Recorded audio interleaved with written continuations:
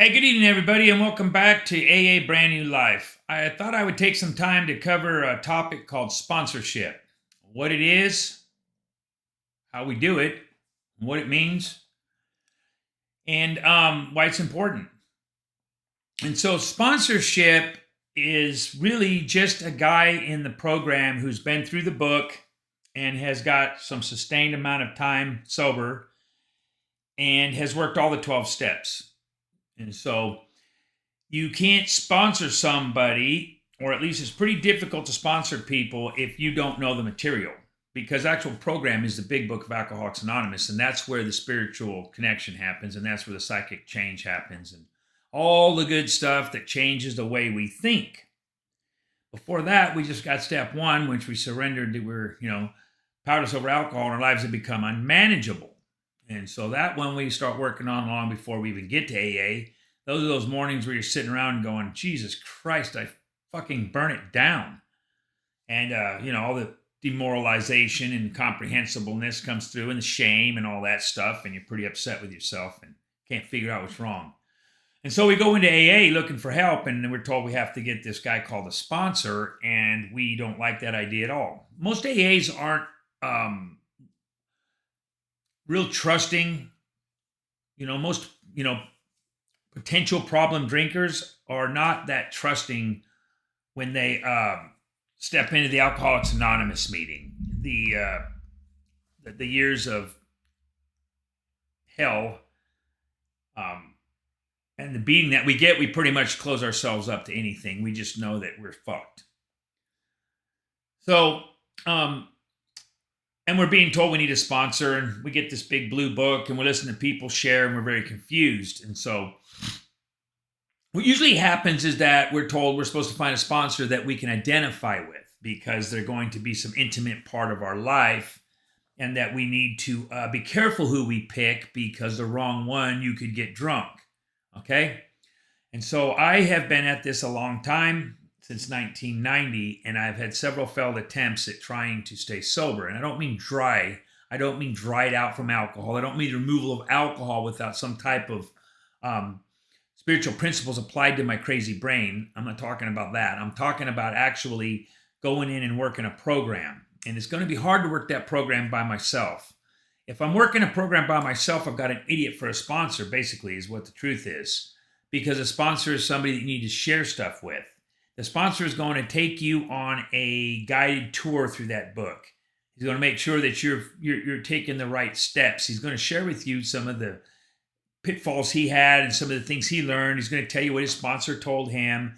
But remember here, what we're looking at doing is being more like him. We definitely want to pick a guy that seems like he's happy. That he's a guy that's got a plan. And he's pretty, he's pretty joyful, because the truth is that if we don't find joy and happiness in the transformation of the program of Alcoholics Anonymous, why would anybody do it? So stay away from the guys that are like real serious and they're can't seem to have a God of their own understanding, and they've been there a long time, and just because somebody's been in AA a long time does not mean that they're spiritual, and it certainly does not mean that they actually have a program or they're living by spiritual principles. And so that's what the remaining 11 steps are really about, is the spiritual principles that we must adopt to get out of self. And so the sponsor that you pick should get you busy right away. He should get you busy in that book. That book is the program. And be careful of guys who want to give you their opinions, or girls that want to give you just, my opinion is that. If it's not in that book or they can't back it up in that book, then stay away. Most of the guys that I try to help, I'm careful with the whole sponsorship and I am Lord rule, where you say to them, you're going to call me once a day. You're going to a meeting once a day, 90 and 90. Or if you don't, I'm firing you. Remember, people, these new people are coming in here scared to death, and they're not trusting, and they're not scared. You cannot scare an alcoholic. My God, look at the horror that we've lived until we either died or we got sober. And that some of you are still living today. The horror of your life. So you're not going to scare an alcoholic with that, I'm a tough guy, and you're going to do what I say. You got absolutely nothing I want. Sit down, shut up, pull the cotton out of your ears and stick it in your mouth. It's not helpful. It's not loving. That's not kind. You know, I did not come into AA to be a bully or a ego-driven ball buster, and I didn't even know that I wanted to even help anybody until I had actually gotten through the steps and realized that naturally by working them and living them, it started to happen, the process. And so pick a guy that's not an asshole. All right. You don't need an asshole for a sponsor. Some of you guys out there think, I need a tough guy. And you got to tell me how it is. Yeah. And you'll hear them talking. They'll say, man, my sponsor was hard on me, man. I mean, he told me 90-90 and like sit down and shut up. And he told me I got nothing to offer. And he told me to get inside. And, he'd call me on my shit. He's just what I needed to die. No, it's not that bad. Listen, a sponsor should be somebody that definitely has had a spiritual awakening and that has changed through the transformation of the wonderful steps. And he should be somebody that just simply takes you through the book of Alcoholics Anonymous. That's what he does. He says, hey, I've done this book. I've done these steps. We're going to start right here and we're going to do this. We're going to take you through the book so you can have a relationship with the God of your understanding. And once that happens, man, you're God's business. I take you to God. The sponsors take you to God and God takes you from there because we do not get people sober. Sponsors are not responsible to get you sober. They're not your God. Some people say, well, my sponsor is my God of my understanding. No, not really. You can believe that your sponsor believes in a higher power, And I've heard that a lot from guys that I've taken through the book. They've said, the only reason I made it through the second, third, and fourth, fifth step is because I really believed that you believed and that I could see that you were happy. And I believed you weren't happy. And so really a sponsor and a sponsee should really start right out the gate when you pick a guy. You say, hey, can you help me?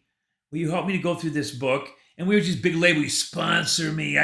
It's my sponsor. That's important. And if it works for you, that's fine. But I am not big on the ego of I'm Lord and you are nothing. Okay? Everybody in an AA meeting that is sponsoring anybody is either going to kill them with bad information or is going to be able to identify with each other, which is the great magic that happens in an AA meeting right from the go. So I ask you to sponsor me, we're going to have a conversation. Or you ask me to sponsor you, we're going to have a conversation. It's going to go like this. All right, so you're here, so what does it mean that you're here? I mean, you're here at this AA meeting. What do you think that means? What does that mean to you? And why are you here? What happened? And don't do it when everybody's around in the meeting. Wait and say, hey, I'm looking for a sponsor. Will you sponsor me? Consider what he's asking you because you're literally going to be helping this man pull his head out of his ass and have a happy, purposeful production life. And if you can't do that, stay away from them. Don't take a sponsee on because of your ego. I've heard guys say, I got 27 sponsees, but none of them call me. I said, where are they at? I don't know. And something that's really sad too is sponsees will ask if a sponsor will sponsor them, and the sponsor will say no. Man, if you tell a guy you can't sponsor him or sponsor him, let's just use the word help. If a guy comes up to you and he says, hey, I'm a new guy and I'm looking for help, will you help me? Take me through that book. Of course, we're talking sponsorship. But in the true sense of the word, aren't we really just going to help them like a friend would help a sick friend? So why would we tell them no? Now, having said that, we obviously can't dig in to doing sponsor work, this type of work on 25 people because we'll go crazy. We'll go crazy. And let's not forget, guys and gals, we help people because we stay sober. The byproduct is that if they have a spiritual awakening and God decides, they decide they want a God of their understanding, they're going to have a wonderful life. But it's really not always going to happen, and I can't make that happen. God makes that happen. I'm just a vessel. I'm just a messenger. And so they're watching. And so when you pick a guy, you consider you want a guy to help you go through the steps, that's what needs to happen like that. It needs to happen now. I'm dying. Every day you live in an AA meeting and you're not sponsored and you're not getting help going through that book and you're not getting that program and you're not getting the foundation blocks that are going to save your life, you're dying. Dying. I've seen it at least 3 or 4 times since I've been here. And my sobriety date is August 25th, 2015. Third time. So I'm coming up. I've got 9 years since I'm making this video. So, but I have sat in AA meetings since 1990. I just wouldn't do the work. So, I was told some bad information, and this might help. I was told to pick a sponsor that you can identify with. Pick somebody like you, because you won't talk to somebody that's not like you. So what I hear is I need to go find a guy that's a scumbag. I need to go find a guy that's dishonest, hateful, violent, negative. Well, why'd I even walk in the room if that's what this is about? And so that's what I'm told. Find a guy that's like you. So you're going to tell a guy that comes straight off the street with his head stuffed up his ass, full of alcohol, living the lie, he can't even figure out which way is up to figure out what is best for him.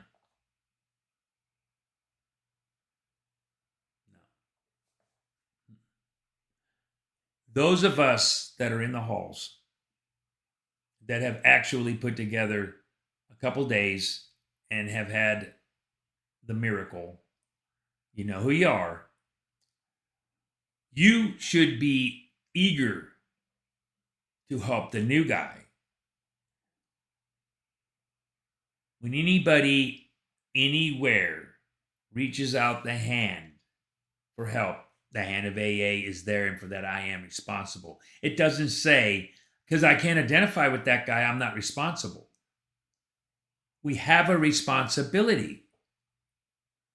They say to give away what was so freely given to us, but once this deal happens, somewhere around the 9th and 10th step, for me it was, there was no way I wasn't going to help somebody. There was no way. It wasn't possible. It's not.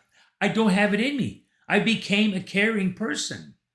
I became somebody who wanted to help some poor bastard. I've seen guys in meetings just walk right past him. Oh, make the call. He's never going to stay sober. Hey, you talking to that new guy? Yeah, you know how to pick him. I don't choose the new guys. God does. Or gals. The new people that come into our halls all over the world, I didn't choose the people that talk to me. God does. All I do is show up. I'm in the action business and God's in the results business. I'm in the efforts business. So be careful who you choose to take you through that book, because if you choose the guy that's super cool, got the chicks around him, he's the dude, man, Mr. Slick, Mr. Cool, Mr. Hip, slick, and cool dude, he's like me. You're screwed. Because all you did was leave out there drinking alcohol, and you took the alcohol out, but you still got the crazy, see? It's a thinking problem. Alcoholism is a mental disease. The physical part is when the alcohol substance hits you and it kicks off an allergic reaction, and it sends a signal up to your brain. It says, more. I got here. Right? Then it's really not that funny. So be careful who you pick to take you through the book. Watch people. Talk to other members in the meeting when you're new. Stick your hand out so you can start to get a network of people that get to know you. Hey, what do you think? I need a sponsor,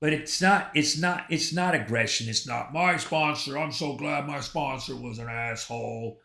No, I'm not. I don't want to be beat up out there. I don't want to be beat up in a meeting. I want to go where I'm loved. I want to go where I know there's a solution. I want to go where I know there's an answer. I want to go where they're working out of that book. Oh, by the way, there's called a 12 and 12. 12 steps, 12 traditions.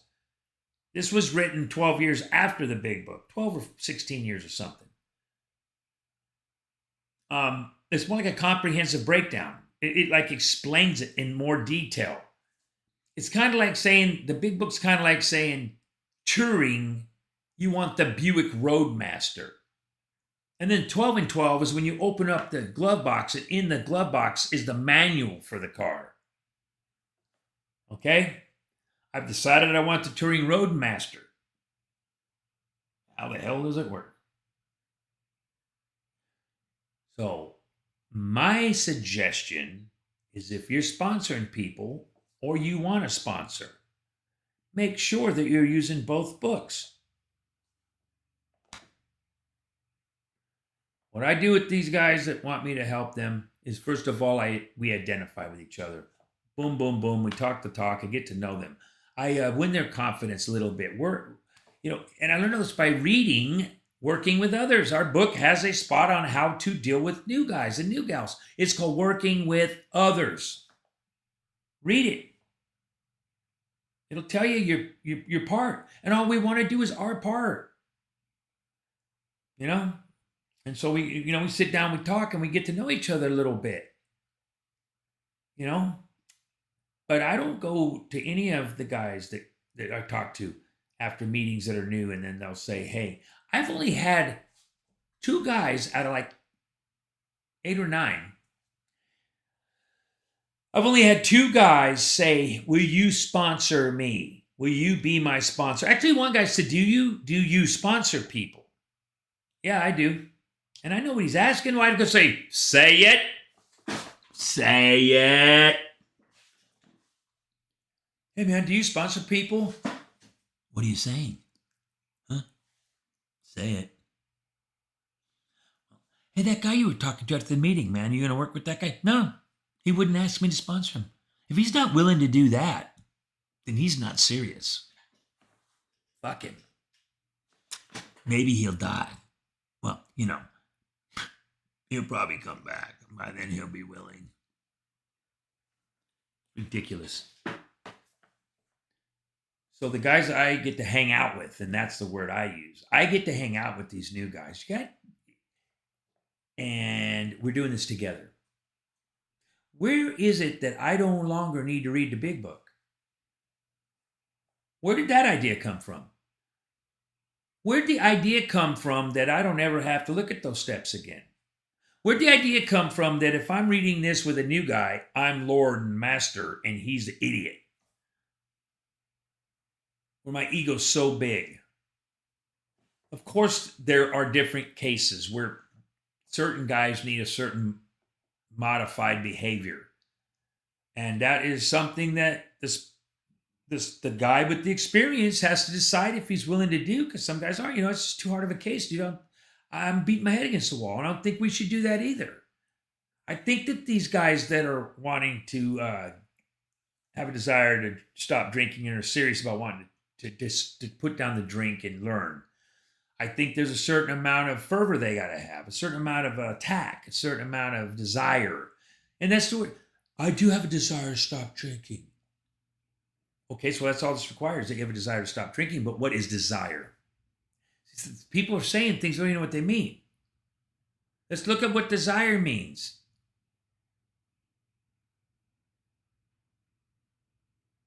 Right? Do you have a desire to stop drinking? I do. He's only saying that because his life's on fire. Do you believe that you're going to, do you believe that nothing you do can turn to anything good? I do. Do you believe this is the worst part of your life and your life's totally in the shit? Sir, I do. Do you believe you're worth nothing? I do. I just got out of jail. No. Let's sit down and start looking at this book and this program, and let's back it up with the 12 and 12. right? Did you know that 12 and 12 has step 1, 2, 3, 4, 5, 6, 7, 8, 9, 10, 11, 12 in it?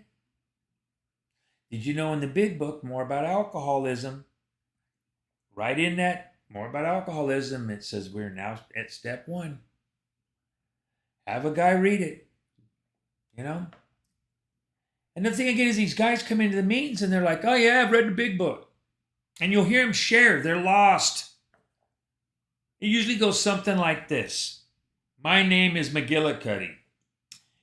And I tried this thing for about a year and I relapsed, went back out. I'm back now though. It's good to be back. God, it's great to be back in an AA meeting and around you guys. And man, I feel so free. I didn't have to wake up this morning and drink, you know. And I read the book too, you know. I read the book just about every day. You know, I've been out of rehab for 13 days, and last night I read you know, A Vision for You. You know, I like that part of the book, A Vision for You. And I'm sitting there and I'm going, okay, that's great. But what are you learning about yourself?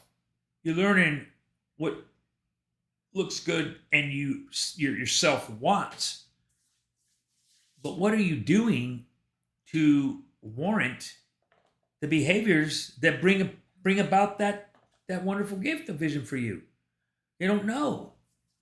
And I'll say, hey man, you got anybody working with you in that book? No, I read it. I've already read it. Huh. And well, what'd you get out of it? Oh, I mean, I've read it before. You know, this is my first time around. Right. Mine either. I started this in 1990 and I did none of the work and almost died. Yeah, no, I'm not. No, yeah, it's bad and everything. My wife's pretty upset with me and everything. But anyway, man, I'll see you later. That guy, you say, hey, wait a minute, man. Keep coming back. You got a phone? Yeah. Mind if I get your phone number? Not, I'm the guru. I don't need your phone number. Hey, man, can I get your phone number? And right then, if they say, yeah, sure, man, it's not taking nothing away from the sponsor. It's not taking nothing away from the guy that's been sober. What it's creating is a connection. I know that I'm not going to be calling him for spiritual advice. I know that. He doesn't, though. What he knows is he just got somebody to ask something that he feels worthy of. And then I feel, now I got his number. What is it going to hurt me tomorrow to send him a text? Hey, man, good morning. Start of another great day. Anything, let me know. That doesn't belittle me. That doesn't make me look like I'm not the guy trying to help. I'm the guy trying to help. So that hard-ass shit like, I got to get a sponsor that'll tell me the truth. That's bullshit. You already know the truth. You're an alcoholic. You already know the truth. Your life is in the shits. Your life's shit. You don't need some guy beating on you to make you do the step 4. If that's the case, go out and drink some more till you get willing.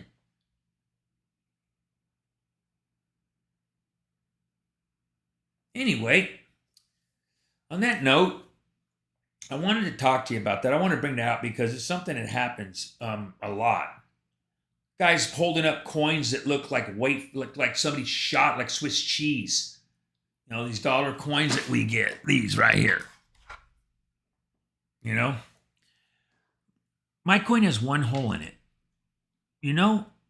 That hole. See it? Because that's the silver dollar I got when I got a year. I have medallions after that. 2, 3, 4, 5. Now, a lot of guys like drilling holes in that silver dollar. I don't care. It's just not something I did. I like getting the medallions because I hand them down to the guys I sponsor. Hand them down. So when I got my 2-year medallion, when a guy says, hey, will you help me? And I help him, and he gets a year or 2 years, I hand him my 2-year. I pass it down, and then in turn, he passes it down.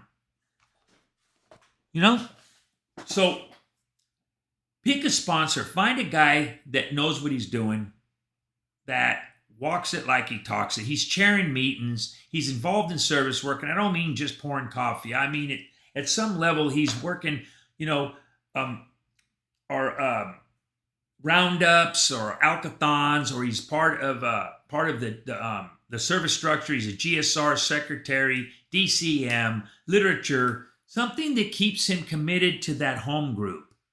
A guy that's got a home group, a guy that's got a connection with recovery. And if he don't work out, it's okay to try someone else. It's okay to say, hey, dude, it ain't working out for me, I'm gonna try someone else. But I have never had anyone come up to me and say, it just ain't working out. It's not working out when we add our personalities.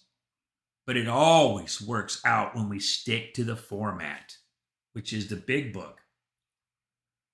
Right? So the people in the meetings are the living word of the big book if they are doing the work. I wish you guys the best. If you guys like this video, you find it helpful, or if you got any comments about what I'm talking about with sponsorship, let me know. All right, I'm just trying to be helpful, and you know, I have a life I can't even imagine. I wear these goofy shirts now, and I love them. You know, I used to wear trench coats. Don't look at me, because I'll eat your face up. I'm so happy. It's retarded. Get out there, find you a guy that's happy, that's worked the steps, and knows a plan for you, and get you moving. And then you will do a lot better, you new guys, when you've got a clear-cut set of directions. You've got to have an idea where you're going. You can't go to a meeting, go home, and be like, oh, I got to go read. And then tomorrow I got to go back to the meeting, and then we're going to read out of the 12 and 12 too. We're going to read, and we're going to work it out. We're going to read, and we're going to ask each other, what do you think about that? What does that mean to you, huh? Get him in book studies. Not a guy that just comes to a meeting and then just is sponsored, and the sponsors will see you later. You've got to have new guys. You have to have direction. You have to have a plan. You've got to. You do better when you're new that way.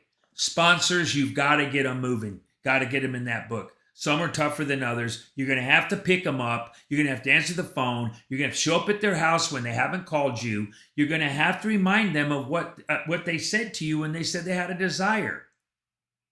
This sponsoring people and helping people at 12 step, after having had a spiritual awakening as the result of these steps, we try to carry the message to other alcoholics who still suffer and practice all these principles in all our affairs. Practicing the principles in all my affairs is how I help others. I can't do part of it. So you guys get out there when you can help people. It's not a spectator sport. What good are you if you've got 20 years and you ain't doing nothing for nobody? Think about that. It's great that you're sober. Sure, you're selfish. Because all you really care about is how you feel.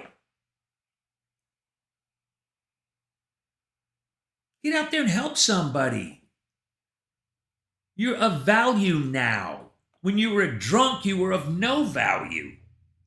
Now you've been given a gift of value, and you're of value. You have something of value. Give it away to these new people. And new people, you've got to do your part too. I mean, you got to act like you want to be sober, and you got to do the suggestions. Don't just be, no, I'm going to take care of it. Give a deadline. Hey, you said you're going to do that 4-step. Yeah, okay, have it done by Friday. I want you to have it done by Friday. That's me. On Friday, I have off at 4 o'clock. Let's work from 4 to 6. Hey, stop by. We'll get in my car for 15 minutes. This is a relationship that happens, and it's the first time I ever had a real relationship with another human being was when I got in with a sponsor, with a guy that said he'd help me. And he set up a plan of action, and I followed the plan. And I wound up having a relationship with another man. And that's the beauty of this program, is relationships. If you don't believe me, leave a comment in the comment section. So I'm trying to get this channel moving because I got a brand new life when I got in AA the third time. And you can too. So listen, it's not all doom and gloom. There's a seriousness to this thing when you're saving lives. And sponsoring people is not a spectator sport. It can get ugly. You got to be all in, man. You got to be all in. You don't get to say, yeah, no. You say, okay, listen, dude, this is what's going on. You want me to take care of this for you today, but talk to your guys. You guys talk to your sponsor. What can we do here? When a sponsor wants to do steps and he wants you to get out of your comfort zone, sponsors, you got to get out of your comfort zone. It's not always going to be on your terms. Saving lives is not always a convenient thing. I get phone calls at 10, 11 o'clock at night. I'll tell my wife, I just worked 12 hours today. I can't wait to come home, take a shower, and we'll watch a movie. But I got to remember I'm on duty. Because there was a time where there was no wife in a movie. I'm going to be selfish with it. It ain't no good. When they call, I answer the phone. If I can't, I will call them back, but I'll tell them I'll call you back. And you know, some people are different. Some guys are just jabberbox. I'll get up with it. But don't ever not call your guys back. So it's not a thing of convenience at all. And it can get ugly. It's hard. It's hard working with people. But I'm not drunk. And you won't be either. And you know what? Some of you new people might actually wind up where we're sitting. Purposeful and whole. My primary purpose is to be of service to God and to another human being. Period. No longer confused. All right, guys, I'm going to shut up now. That's been a long video. I hope you made it through it. And thanks for watching. And please hit a like, share, and don't forget to subscribe to Everything AA. All right, guys, God bless. And remember, Bill W. rode a hog with Lois. Look it up. I don't know if it's a hog, though. Some old timer, been sober since 74, saw me with this shirt at an Alcathon. And this is what he says. Bill didn't ride a hog.